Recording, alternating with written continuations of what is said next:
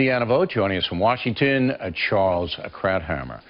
Okay, so you heard the exit polling, and obviously, Republican Party is divided. Obviously, there are people, Republicans, who will not vote for Donald Trump no matter what. Is that a significant issue, do you believe? I think it's highly significant. When you've had splits in the party that go unresolved, you generally lose. Look at 1980 on the Democratic side. A bitter campaign between the incumbent Jimmy Carter and Ted Kennedy, the challenger. They kind of held hands for a minute at the end of the convention. They never reconciled.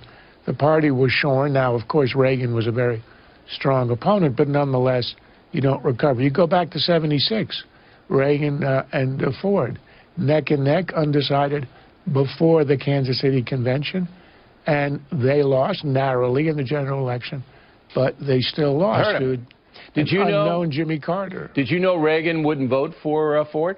Did you know that? Well, whether he did or not, the question is, did his followers No, but Reagan himself, if you read Killing Reagan, which I'm sure you have, you just forgot that part, he wouldn't vote for Ford.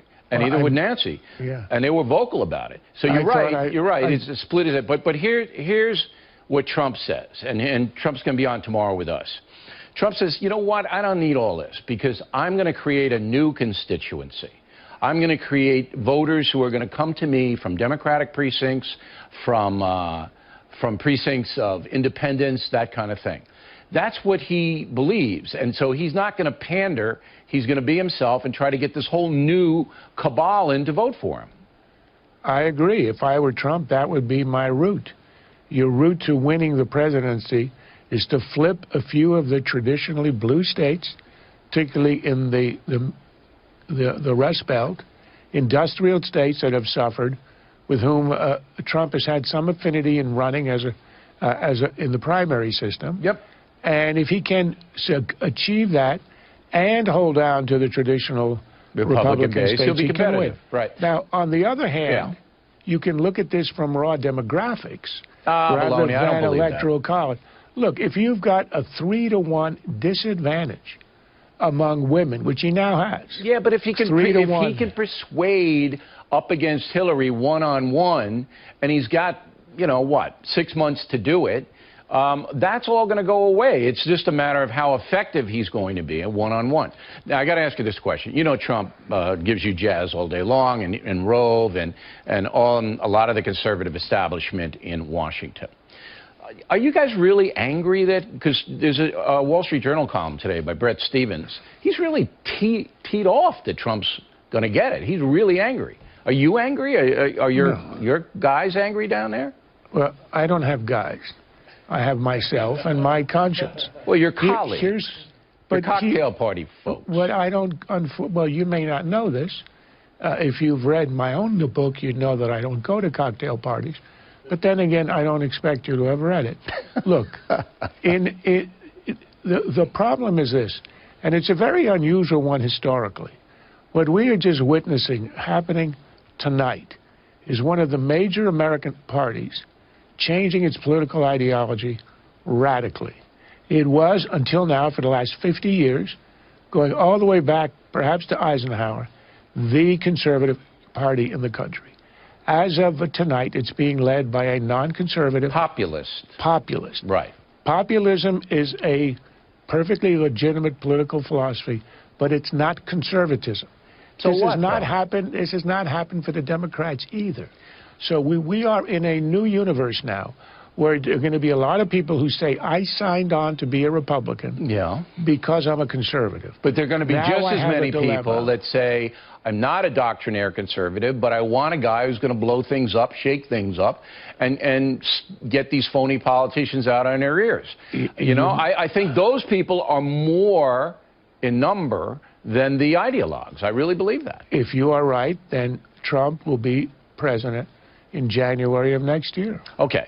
I'm not going to go that far because I do believe that the country is changing demographically and that it is going to have to be a state-by-state brawl. And what we saw in Indiana in the exit poll isn't good news for Donald Trump.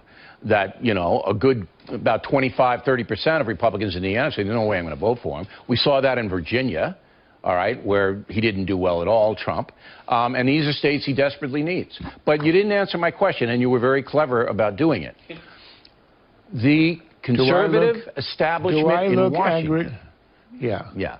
Are they angry that Trump has got it?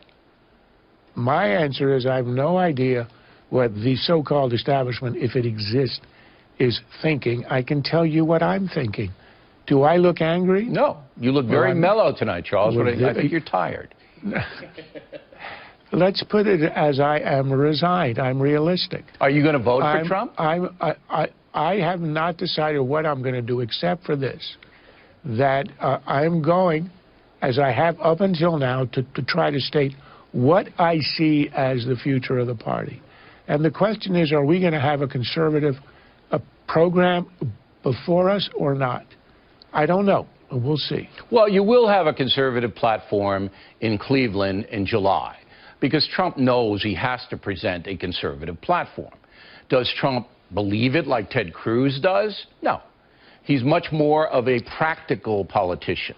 That's where he's been successful. The deal making, if he has to shake hands with the devil, he'll shake hands with the devil to make the deal. He's not going to do what Ted Cruz would have done had Cruz secured the nomination, which he will not. All right, now, all of this... But let me just say, from what I've seen up until now, heard from Trump and watched him, I don't think I'd be capable of voting for Donald Trump. Question is, what do? I don't know yet. So why wouldn't you be capable of voting for Donald Trump if he presents himself as a practical populist conservative? Why couldn't you vote for him? Well, a populist conservative is a contradiction in terms. No, it's not. I'm a traditional populist.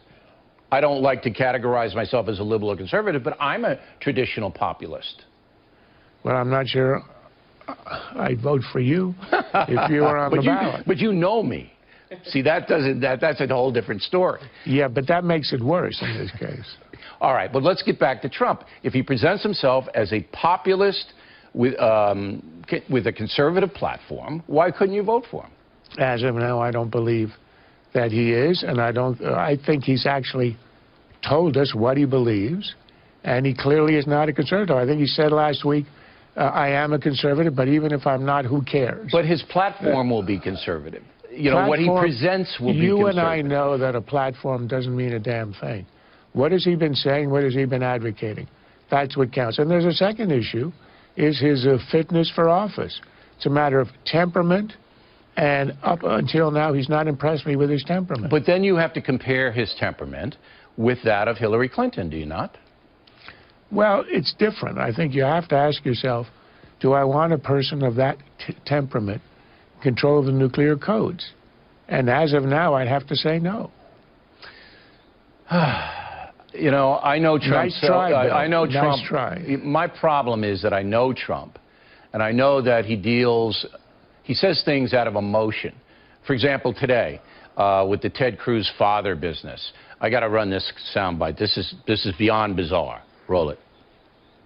His father was with Lee Harvey Oswald prior to Oswald's being, shot. I mean, the whole thing is ridiculous. What is this, right prior to his being shot? And nobody even brings it up. I mean, they don't even talk about that. That was reported, and nobody talks about it. Donald Trump alleges that my dad was involved in assassinating JFK. Now, let's be clear. This is nuts. This is not a reasonable position. This is just kooky. And while I'm at it, I guess I should go ahead and admit, yes, my dad killed JFK. He is secretly Elvis, and Jimmy Hoffa is buried in his backyard. All right. Now, on the record, the Cruz campaign denies any association. It came out of a National Enquirer report. But this stuff doesn't do the Republican Party any good at all. I cede your point there. But I know Trump, he gets emotional, but then he steps back, and it's a different guy. Go ahead. Do you believe he thinks that Cruz's dad was associated with Lee Harvey Oswald? No, but I believe that he puts that out there just to create mayhem, and creating mayhem has won the election for him, has it not? Well, what you're saying is the end that justifies the means. That's what he says. I believe that he believes he has to win. You're saying, I don't care if he's creating mayhem. He won. I'm not saying that. I'm just telling you how he is. You say, okay, I don't want him with the nuclear code, and I'm saying to you, a lot of this is theater, because the odds of him winning the nomination when he began in June were 1,000,000 to 1, and he won it by creating mayhem. And it was a brilliant strategy. It worked for him. He wins it by floating conspiracy theories that you know and I know are in Twilight Zone land, in the same way that he led the birther movement.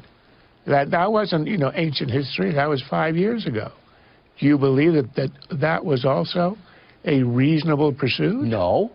It got him attention, and it got him the goodwill of people who don't like President Obama. But doesn't that tell you something? It tells me that he wants to win, and his playbook is much different than a traditional playbook. Last word. Yeah, but saying it's not a traditional one is one thing, but playing with absurd and kooky conspiracy theories is way beyond being unconventional. It is disturbing. And that's why you got to ask yourself, do you want somebody who does that in control of the nuclear codes? All right, Charles. Very good discussion. We appreciate it.